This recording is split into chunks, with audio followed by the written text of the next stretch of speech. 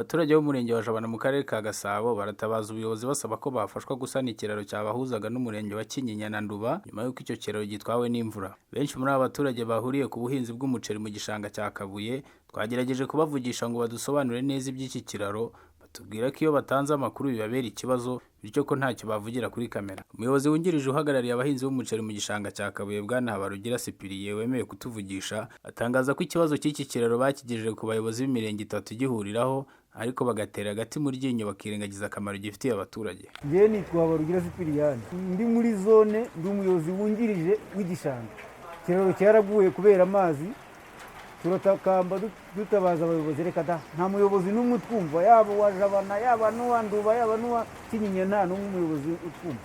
Cyajyanywe n'imvura ari nacyo cyaciye amazi mo kabiri, ibiti biragenda. Dusaba yuko nibuze baduhaye ibiti tukajya kubyikora tukabizana tukabishyiraho abantu bagatambuka, umuntu ntagiye guca inshuro aturutse kure, hari inzira, haboneka inzira.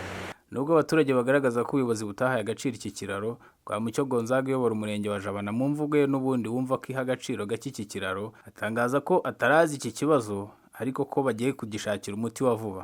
Birumvikana hashize iminsi hari imvura nyinshi, ntabwo ari igitangaza kuba ikiraro cy'ibiti cyari kiri ku mugezi nk'uriya uza ugatwara ibintu byose. Iyo wuzuye nta gitangaza kirimo, ahubwo igisigaye ni ukureba uburyo mu by'ukuri cyasubizwaho, cyane cyane ko tubona muri ino minsi imvura yagenjeje make.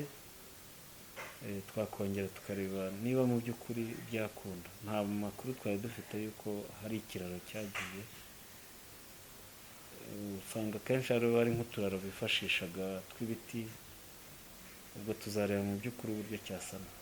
Iki kiraro gihuza umurenge wa Jabana, Kinyinya na Nduba giherereye mu gishanga cya Kabuye ho mu murenge wa Jabana, kikaba kimaze ibyumweru bibiri gitwawe n'imvura. Kugeza ubu umuturage uturutse ku murenge wa Jabana ajya Kinyinya akaba asabwa kunyuranya Cyonga urugendo rw'iminota 30, mu gihe mbere byamusabaga iminota 2 gusa. Jean Damascene Nsengiyumva ku bwa Prime TV i Kigali.